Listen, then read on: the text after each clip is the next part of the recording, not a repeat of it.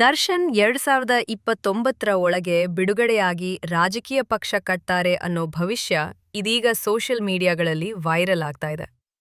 ದಕ್ಷಿಣ ಭಾರತದ ಸಿನಿಮಾ ತಾರೆಯರು ರಾಜಕೀಯಕ್ಕೆ ಬರೋದು ಹೊಸದೇನಲ್ಲ. ತಮಿಳುನಾಡಿನಲ್ಲಿ ಎಂಜಿಆರ್, ಜಯಲಲಿತಾ, ವಿಜಯಕಾಂತ್ ಅವರಿಂದ ಹಿಡಿದು ಇತ್ತೀಚೆಗೆ ನಟ ವಿಜಯ್ ತನಕ ಸಿನಿಮಾ ಜನಪ್ರಿಯತೆಯನ್ನ ರಾಜಕೀಯ ಮತಗಳಾಗಿ ಪರಿವರ್ತಿಸಿಕೊಳ್ಳುವ ಉದಾಹರಣೆಗಳಿವೆ. ಆದರೆ ಕರ್ನಾಟಕದ ರಾಜಕೀಯ ಚಿತ್ರಣ ತಮಿಳುನಾಡಿಗಿಂತ ಭಿನ್ನ. ಇಲ್ಲಿ ಕೇವಲ ಅಭಿಮಾನಿ ಬಳಗ ಇದ್ದರೆ ಸಾಕು ಎನ್ನುವ ಪರಿಸ್ಥಿತಿ ಇಲ್ಲ. ಜಾತಿ ಸಮೀಕರಣ, ಪ್ರಾದೇಶಿಕ ಪ್ರಭಾವ, ಪಕ್ಷಗಳ ಬಲ, ಸ್ಥಳೀಯ ನಾಯಕತ್ವ ಮತ್ತು ಸಂಘಟನಾ ಶಕ್ತಿ ಬಹಳ ದೊಡ್ಡ ಪಾತ್ರ ವಹಿಸುತ್ತವೆ. ಹೀಗಾಗಿ ದರ್ಶನ್ ಅವರಿಗೆ ಲಕ್ಷಾಂತರ ಅಭಿಮಾನಿಗಳಿದ್ದರೂ ತಮಿಳು ನಟ ವಿಜಯ್ ಮಾದರಿಯಲ್ಲಿ ರಾಜಕೀಯ ಪ್ರವೇಶ ಮಾಡಿ ಯಶಸ್ಸು ಸಾಧಿಸುವುದು ಅಷ್ಟು ಸುಲಭದ ಮಾತಲ್ಲ. ಇದೇ ನಡುವೆ ಖ್ಯಾತ ಜ್ಯೋತಿಷಿಗಳು ದರ್ಶನ್ ಅವರ ರಾಜಕೀಯ ಭವಿಷ್ಯದ ಬಗ್ಗೆ ಹೇಳಿರುವ ಮಾತುಗಳು ಇದೀಗ ಸಾಮಾಜಿಕ ಜಾಲತಾಣಗಳಲ್ಲಿ ಭಾರೀ ಚರ್ಚೆಗೆ ಕಾರಣವಾಗಿವೆ. ರೇಣುಕಾಸ್ವಾಮಿ ಕೊಲೆ ಪ್ರಕರಣದಲ್ಲಿ ಬಂಧನಕ್ಕೊಳಗಾಗಿ ಸುಮಾರು 2 ವರ್ಷಗಳಿಂದ ಜೈಲು ಜೀವನ ನಡೆಸುತ್ತಿರುವ ನಟ ದರ್ಶನ್ ಅವರ ಬಗ್ಗೆ ಜ್ಯೋತಿಷಿಯೊಬ್ಬರು ಮಾಡಿರುವ ಭವಿಷ್ಯವಾಣಿ ಈಗ ಅಭಿಮಾನಿಗಳ ಗಮನ ಸೆಳೆದಿದೆ. ದರ್ಶನ್ ಅವರಿಗೆ ಮುಂದಿನ ದಿನಗಳಲ್ಲಿ ರಿಲೀಫ್ ಸಿಗಲಿದೆ. 2029ರ ಚುನಾವಣೆಯಲ್ಲಿ ಮಂಡ್ಯ ಕ್ಷೇತ್ರದಿಂದ ಸ್ಪರ್ಧಿಸುವ ಸಾಧ್ಯತೆಯಿದೆ ಎಂದು ಅವರು ಹೇಳಿದ್ದಾರೆ. ಅಷ್ಟೇ ಅಲ್ಲ, ದರ್ಶನ್ ತಪ್ಪು ಮಾಡಿದ್ದಾರೋ ಇಲ್ಲವೋ ಎಂಬುದನ್ನು ಅಂತಿಮವಾಗಿ ನ್ಯಾಯಾಲಯವೇ ನಿರ್ಧರಿಸಬೇಕು. ಈಗಲೇ ಯಾರೂ ತೀರ್ಪು ನೀಡಬಾರದು ಎಂದು ಅಭಿಪ್ರಾಯ ವ್ಯಕ್ತಪಡಿಸಿದ್ದಾರೆ. ಈ ಜ್ಯೋತಿಷ್ಯ ಹೇಳಿಕೆ ಮತ್ತಷ್ಟು ಗಮನ ಸೆಳೆಯಲು ಕಾರಣ, ಅವರು ಹಿಂದೆ ಮಂಡ್ಯ ಲೋಕಸಭಾ ಚುನಾವಣೆಯ ಸಂದರ್ಭದಲ್ಲಿಯೂ ಕೆಲವು ಭವಿಷ್ಯವಾಣಿಗಳನ್ನು ಮಾಡಿದ್ದರು ಎನ್ನುವುದು. ಸುಮಲತಾ ಅಂಬರೀಶ್ ಅವರು ಸ್ವತಂತ್ರ ಅಭ್ಯರ್ಥಿಯಾಗಿ ಸ್ಪರ್ಧಿಸಿದ್ದಾಗ ದರ್ಶನ್ ನಡೆಸಿದ ಪ್ರಚಾರವೇ ಅವರ ಗೆಲುವಿಗೆ ಪ್ರಮುಖ ಕಾರಣಗಳಲ್ಲಿ ಒಂದಾಗಿದೆ ಎಂದು ಅವರು ಹೇಳಿಕೊಂಡಿದ್ದರು. ಅಲ್ಲದೆ ನಿಖಿಲ್ ಕುಮಾರಸ್ವಾಮಿ ಚುನಾವಣೆಯಲ್ಲಿ ಸೋಲುವ ಸಾಧ್ಯತೆಯ ಬಗ್ಗೆ ಕೂಡ ಸಾಮಾಜಿಕ ಜಾಲತಾಣಗಳಲ್ಲಿ ಮುಂಚಿತವಾಗಿಯೇ ಉಲ್ಲೇಖಿಸಿದ್ದರು ಎನ್ನಲಾಗಿದೆ. ಇದೀಗ ಮತ್ತೆ ಅದೇ ಜ್ಯೋತಿಷಿ ದರ್ಶನ್ ಅವರ ರಾಜಕೀಯ ಭವಿಷ್ಯ ಉಜ್ವಲವಾಗಿದೆ ಎಂದು ಹೇಳಿರುವುದು ಅಭಿಮಾನಿಗಳಲ್ಲಿ ಹೊಸ ಚರ್ಚೆಗೆ ಕಾರಣವಾಗಿದೆ. ಇದರ ಜೊತೆಗೆ ಅವಧೂತ ಅರ್ಜುನ್ ಗುರೂಜಿಯವರ ಹಳೆಯ ಹೇಳಿಕೆಗಳು ಮತ್ತೆ ವೈರಲ್ ಆಗುತ್ತಿವೆ. ಕಳೆದ ವರ್ಷವೇ ದರ್ಶನ್ ಅವರಿಗೆ ಮುಂದಿನ ದಿನಗಳಲ್ಲಿ ಉತ್ತಮ ಸಮಯ ಬರಲಿದೆ, ಅವರು ಮತ್ತೆ ಸಿನಿಮಾಗಳಲ್ಲಿ ನಟಿಸಲಿದ್ದಾರೆ, ಅವರ ಜೀವನದಲ್ಲಿ ಸಕಾರಾತ್ಮಕ ಬದಲಾವಣೆಗಳು ಆಗಲಿವೆ ಎಂದು ಗುರೂಜಿ ಹೇಳಿದ್ದರು. ದರ್ಶನ್ ಅಭಿಮಾನಿಗಳು ಅವರ ಪತ್ನಿ ವಿಜಯಲಕ್ಷ್ಮಿ ಹಾಗೂ ಕುಟುಂಬಸ್ಥರು ನಡೆಸುತ್ತಿರುವ ಪೂಜೆ ಪ್ರಾರ್ಥನೆಗಳ ಫಲ ಸಿಗಲಿದೆ ಎಂಬ ಅಭಿಪ್ರಾಯವನ್ನು ವ್ಯಕ್ತಪಡಿಸಿದ್ದರು. ದರ್ಶನ್ ಅವರಿಗೆ ಯಾವುದೇ ರೀತಿಯ ಸ್ತ್ರೀ ದೋಷ ಇಲ್ಲ.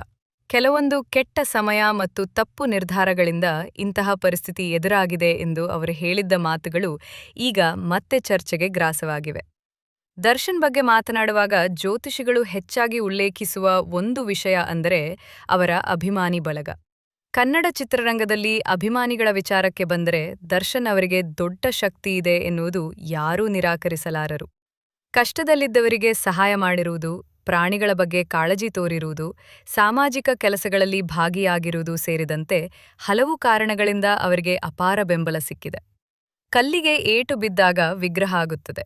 ದರ್ಶನ್ ಕೂಡ ಸಾಕಷ್ಟು ಏಟು ತಿಂದಿದ್ದಾರೆ. ಈಗ ಮತ್ತಷ್ಟು ಗಟ್ಟಿಯಾಗಿ ಹೊರಬರ್ತಾರೆ ಎಂಬ ಮಾತುಗಳನ್ನು ಜ್ಯೋತಿಷಿಗಳು ಹೇಳುತ್ತಿರುವುದು ಅಭಿಮಾನಿಗಳಲ್ಲಿ ಭಾವನಾತ್ಮಕ ಸ್ಪಂದನೆ ಮೂಡಿಸಿದೆ. ರಾಜಕೀಯದ ವಿಚಾರಕ್ಕೆ ಬಂದರೆ ದರ್ಶನ್ ಹೆಸರು ಮೊದಲ ಬಾರಿಗೆ ಕೇಳಿಬರುತ್ತಿಲ್ಲ. ಸುಮಲತಾ ಅಂಬರೀಶ್ ಪರ ಪ್ರಚಾರ ಮಾಡಿದ ಸಂದರ್ಭದಲ್ಲಿ ಮಂಡ್ಯದಲ್ಲಿ ಅವರ ಪ್ರಭಾವ ಎಷ್ಟಿತ್ತು ಎಂಬುದನ್ನು ಎಲ್ಲರೂ ನೋಡಿದ್ದರು. ದರ್ಶನ್ ಕೈಮುಗಿದು ಮತ ಕೇಳಿದಾಗ ಅಭಿಮಾನಿಗಳು ಅದನ್ನು ಗಂಭೀರವಾಗಿ ತೆಗೆದುಕೊಂಡಿದ್ದರು. ಅಷ್ಟೇ ಅಲ್ಲ, ಕೊರೋನಾ ಸಮಯದಲ್ಲಿ ಮೃಗಾಲಯದ ಪ್ರಾಣಿಗಳನ್ನು ದತ್ತು ಪಡೆಯುವಂತೆ ಅವರು ಮಾಡಿದ ಮನವಿಗೆ ಸಾವಿರಾರು ಅಭಿಮಾನಿಗಳು ಸ್ಪಂದಿಸಿದ್ದರು. ಹೀಗಾಗಿ ದರ್ಶನ್ ರಾಜಕೀಯಕ್ಕೆ ಬಂದ್ರೆ ಗೆಲ್ಲಿಸದೇ ಇರ್ತಾರಾ ಎಂಬ ಪ್ರಶ್ನೆಯನ್ನು ಅವರ ಬೆಂಬಲಿಗರು ಈಗಲೇ ಕೇಳಲು ಆರಂಭಿಸಿದ್ದಾರೆ. ಆದರೆ ಇಲ್ಲೇ ಒಂದು ಪ್ರಮುಖ ಪ್ರಶ್ನೆ ಉದ್ಭವಿಸುತ್ತದೆ. ಅಭಿಮಾನಿ ಬಳಗವೇ ರಾಜಕೀಯ ಯಶಸ್ಸಿಗೆ ಸಾಕೆ? ಕರ್ನಾಟಕದ ರಾಜಕೀಯ ಇತಿಹಾಸ ನೋಡಿದರೆ ಉತ್ತರ ಅಷ್ಟು ಸರಳವಾಗಿಲ್ಲ. ರಾಜ್ಕುಮಾರ್, ವಿಷ್ಣುವರ್ಧನ್ ಅವರಂತಹ ಅಪಾರ ಜನಪ್ರಿಯ ನಟರು ರಾಜಕೀಯ ಪ್ರವೇಶವನ್ನು ದೂರವೇ ಇಟ್ಟಿದ್ದರು. ಹೀಗಾಗಿ ದರ್ಶನ್ ರಾಜಕೀಯಕ್ಕೆ ಬಂದರೂ ಅವರಿಗೆ ಬಲವಾದ ಪಕ್ಷದ ಬೆಂಬಲ ಬೇಕಾಗಬಹುದು ಅಥವಾ ಸ್ವಂತ ಸಂಘಟನೆ ನಿರ್ಮಿಸಬೇಕಾಗಬಹುದು. ಕೇವಲ ಅಭಿಮಾನಿ ಸಂಘಗಳಿಂದ ಚುನಾವಣೆಯನ್ನು ಗೆಲ್ಲುವುದು ಕಷ್ಟಕರ. ಇದೀಗ ಮತ್ತೊಂದು ಕುತೂಹಲಕಾರಿ ಪ್ರಶ್ನೆ ಸಾಮಾಜಿಕ ಜಾಲತಾಣಗಳಲ್ಲಿ ಕೇಳಿಬರುತ್ತದೆ. ತಮಿಳು ನಟ ವಿಜಯ್ ಅವರಂತೆ ದರ್ಶನ್ ಕೂಡ ಒಂದು ರಾಜಕೀಯ ಪಕ್ಷ ಸ್ಥಾಪಿಸುತ್ತಾರಾ? ಈ ಪ್ರಶ್ನೆಗೆ ಈಗ ಯಾವುದೇ ಸ್ಪಷ್ಟ ಉತ್ತರ ಇಲ್ಲ. ಆದರೆ ಕರ್ನಾಟಕದಲ್ಲಿ ಹೊಸ ಪಕ್ಷ ಕಟ್ಟುವುದು ಮತ್ತು ಅದನ್ನು ರಾಜ್ಯ ಮಟ್ಟದಲ್ಲಿ ಯಶಸ್ವಿಗೊಳಿಸುವುದು ದೊಡ್ಡ ಸವಾಲು. ಇಲ್ಲಿ ರಾಷ್ಟ್ರೀಯ ಪಕ್ಷಗಳು ಮತ್ತು ಪ್ರಾದೇಶಿಕ ಪಕ್ಷಗಳ ನಡುವೆ ತೀವ್ರ ಸ್ಪರ್ಧೆ ಇದೆ. ಹೀಗಾಗಿ ವಿಜಯ್ ಮಾದರಿಯ ರಾಜಕೀಯ ಪಯಣ ದರ್ಶನ್ ಅವರಿಗೆ ಸಾಧ್ಯವೇ ಎಂಬುದು ಮುಂದಿನ ದಿನಗಳ ಬೆಳವಣಿಗೆಗಳ ಮೇಲೆ ಅವಲಂಬಿತವಾಗಿದೆ. ಇನ್ನೊಂದೆಡೆ ಜೈಲಿನಲ್ಲಿರುವ ದರ್ಶನ್ ಅವರ ಜೀವನ ಶೈಲಿಯ ಬಗ್ಗೆಯೂ ಸಾಕಷ್ಟು ಮಾಹಿತಿ ಹೊರಬರುತ್ತಿದೆ. ಪರಪ್ಪನ ಅಗ್ರಹಾರ ಜೈಲಿನಲ್ಲಿ ಇರುವ ಅವರು ಸಮಯ ಕಳೆಯಲು ಪುಸ್ತಕಗಳ ಮೊರೆ ಹೋಗಿದ್ದಾರೆ ಎನ್ನಲಾಗಿದೆ. ವಾರಕ್ಕೆ 2 ಅಥವಾ 3 ಪುಸ್ತಕಗಳನ್ನು ಓದುತ್ತಿದ್ದಾರೆ ಎಂಬ ಮಾಹಿತಿ ಮೂಲಗಳಿಂದ ತಿಳಿದುಬಂದಿದೆ. ಮತ್ತೊಂದೆಡೆ ಇದೇ ಪ್ರಕರಣದ ಆರೋಪಿ ಪವಿತ್ರಾ ಗೌಡ ಬರವಣಿಗೆಯತ್ತ ಮುಖ ಮಾಡಿದ್ದು ತಮ್ಮ ಆತ್ಮಕಥೆ ಬರೆಯುತ್ತಿದ್ದಾರೆ ಎಂಬ ಮಾತುಗಳು ಕೇಳಿಬರುತ್ತಿವೆ. ಪ್ರಕರಣದ ವಿಚಾರಣೆ ಮುಂದುವರಿಯುತ್ತಿರುವ ನಡುವೆ ಇಬ್ಬರೂ ತಮ್ಮದೇ ರೀತಿಯಲ್ಲಿ ಜೈಲು ಜೀವನವನ್ನು ಎದುರಿಸುತ್ತಿದ್ದಾರೆ. ರೇಣುಕಾಸ್ವಾಮಿ ಕೊಲೆ ಪ್ರಕರಣದಲ್ಲಿ ದರ್ಶನ್ ಬಂಧನವಾಗಿ ಈಗ 2 ವರ್ಷಗಳು ಪೂರ್ಣಗೊಂಡಿವೆ. ಮೈಸೂರಿನ ಹೋಟೆಲ್ ಒಂದರಲ್ಲಿ ಇದ್ದ ವೇಳೆ ಅವರನ್ನು ಪೊಲೀಸರು ಬಂಧಿಸಿದ್ದರು. ಮಧ್ಯಂತರ ಜಾಮೀನು ಪಡೆದು ಹೊರಬಂದಿದ್ದರೂ ಬಳಿಕ ಸುಪ್ರೀಂ ಕೋರ್ಟ್ ಆದೇಶದ ಹಿನ್ನೆಲೆಯಲ್ಲಿ ಮತ್ತೆ ಜೈಲು ಸೇರಬೇಕಾಯಿತು. ಕಳೆದ 1 ವರ್ಷಕ್ಕಿಂತ ಹೆಚ್ಚು ಕಾಲದಿಂದ ದರ್ಶನ್ ಮತ್ತು ಇತರ ಆರೋಪಿಗಳು ಪರಪ್ಪನ ಅಗ್ರಹಾರ ಜೈಲಿನಲ್ಲಿದ್ದಾರೆ. ಈ ನಡುವೆ ಅಭಿಮಾನಿಗಳು ಬಿಡುಗಡೆಗಾಗಿ ಪ್ರಾರ್ಥನೆ ನಡೆಸುತ್ತಲೇ ಇದ್ದಾರೆ.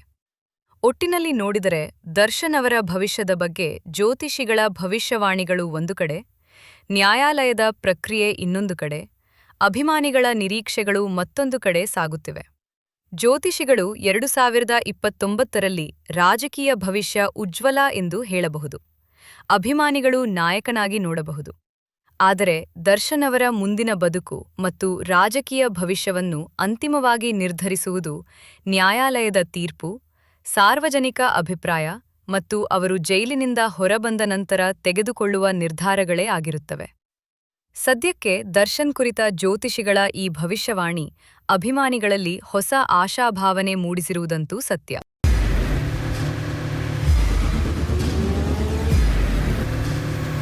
ಪ್ರಜಾಮಾರ್ಗ ನ್ಯೂಸ್, ಇದು ಜನಸಾಮಾನ್ಯರ ಧ್ವನಿ. ನಮಸ್ಕಾರ. ನೀವು ನೋಡ್ತಾ ಇದ್ದೀರಾ ಪ್ರಜಾಮಾರ್ಗ ನ್ಯೂಸ್. ರಾಷ್ಟ್ರದ ರಾಜ್ಯದ ರಾಜಕೀಯದ ಬಗ್ಗೆ ಹೆಚ್ಚಿನ ಸಿನಿಮಾ ಅಪ್ಡೇಟ್ಗಳಿಗಾಗಿ ಫಸ್ಟ್ ಲೈಕ್ ಮಾಡಿ, ಸಬ್ಸ್ಕ್ರೈಬ್ ಆಗಿ, ಹಾಗೆ ಫಾಲೋ ಕೂಡ ಮಾಡಬೇಕು.